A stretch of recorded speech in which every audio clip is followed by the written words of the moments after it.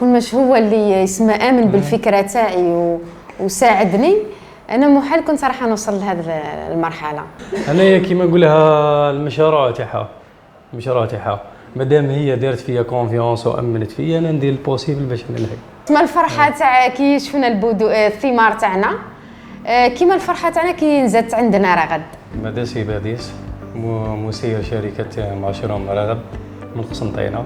بقيقايا بسمة ماستر دو في البيوتكنولوجي فونجيك من قسنطينة، مسيرة شركة مشروع رغد. هي الفكرة بداتنا بعد الانتهاء تاعي من الدراسة الجامعية في التخصص البيوتكنولوجي فونجيك. بديت كهاوية، من ثم جاتني بديت التجارب، ومن بعد ما نجحوا لي التجارب هذو بدات الفكرة تتطور وليت نشوف فيه مشروع تجاري. هي طرحت علي الفكرة وسينا على ربي آمن بيا، وأنا عطيته الفكرة وهو تنمو يآمن بيا والشيء يسمى ما يكسرش بخاطري. دار الفكرة، طبق لي الفكرة هذه، بصح ما كانش مأمن بيا 100%. اسمه الشيء يشجعني ويشوف النتيجة. 3,500,000 شرينا بهم المواد الأولية. سكنا هكا جدي شغل راح منها، جاتني الفكرة اني نروح ليها ونديماري فيها شغل، نعاود هكا كاينين بلايص نريقليهم وهذيك، ثم اللي بدينا المشروع تاعنا بلاصة لوكال هكا سكنة قديمة وهذيك خدمنا فيها. المهم شرينا المواد الأولية، الفيرميت شوفال، تبن.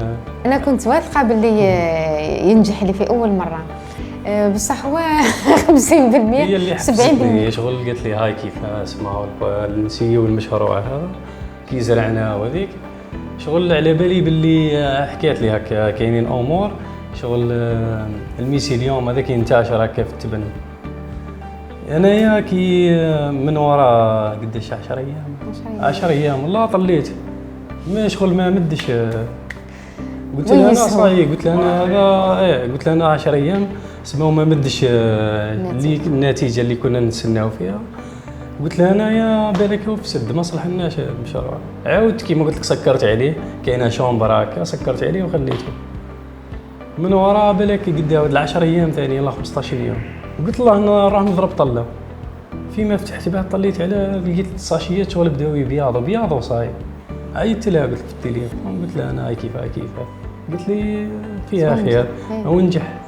هبطت قلت لك ديريكت جبتها وجيت، منين شافته قالت لي صاي هذا نديروا له لاتير كانه مزيود نزاد جديد نزاد عندنا. ولينا عرفنا باللي الميسيليوم تاعنا كيما انتشرنا في الكومبوست معناتها الطريقه تاعنا صحيحه، واسمح راح ننتقلوا من المرحله تاع التحضير تاع الفيمي الكومبوست هذيك المرحله خلاف هي مرحله الاثمار.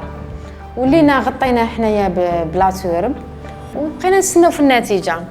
زاد بعد وراها بيامات راح يفيريفي طليت عليه لقيت واحده ناضت، بداو الثمار يخرجوا لنا في الكومبوست. الثمار الاولى بعد هذيك شافي لها هكا في النص، عيطت لها قلت لها انا الثمار خرجت. زين فرحه كبيره، فرحه ما تسخيت المزود الثاني. من بعد الله يبارك. هو الطن تاع الكومبوست مدلنا حتى 300 كيلوغرام تاع الفطر. حنا كي شفنا اسمها بدلنا النتيجه هذه والطلب عليه كبير بزاف، ولينا اسمها الزوج تاعي مختص في البناء وفي الحوايج هذو، ولا خدمنا الغرفه تاع البساره. اسمها هي تكون الغرفه تاع البساره هذه عندها تقنيات خاصه اسمها باه نبنيوها وهذيك، وبحكم الخبره تاعو في المجال هذا تاع البناء وتاع خدمنا الغرفه اسمها ما احتاجناش نشريوها من الخارج. والله راه غد يسمح لنا واش كنا نقولوا لي بيبي وحنا متعلقين بلي بيبي. حنا الطفله تاعنا الاولى بنتنا الكبيره اسمها رغد، سميناها عليها. اسمها الفرحه تاع كي شفنا الثمار تاعنا، كيما الفرحه تاعنا كي نزات عندنا. راه حنا في الخدمه وفي الدار اسمها قاسمين وقتنا حنايا شغل وقت كيما نقولها الدار والولاد ووقت للخدمه. لا انا كون يسمى ماشي كل مش هو اللي يسمى آمن بالفكرة تاعي وساعدني، أنا محال كنت راح نوصل لهذه المرحلة. أنا مش نقولها كي آمنتي بيا خلاص. أنا آمنت، أنا كيما نقولها المشروع تاعها مادام هي دارت فيا كونفيونس وأمنت فيا، أنا ندير البوسيبل باش نلحق. احنا الهدف الأول تاعنا أننا نحافظوا على نحافظوا على العمل تاعنا، نبقاو نخدموا في هذا هو مصدر الرزق كيما نحافظوا على المجال هذا تاعنا، نبقاو نخدموا فيه ونحاولوا نوسعوا ان شاء الله على الخدمه تاعنا، ومش راح نبقاو برك نخدموا الفطر ونبيعوه كرو، راح نحاولوا نزيدوا ندخلوا حوايج خلاف، كأننا نعلبوه ونبيعوه. اي شاب ولا شابه عنده فكره يسمى في راسه ومؤمن بها، يتكل على ربي، يخدم ورزقه على ربي ان شاء الله، ربي يوفق اي واحد يامن بروحه، اكيد راح ينجح. اي واحد عنده طموح، عنده فكره في راسه، على ربي ينقاجي.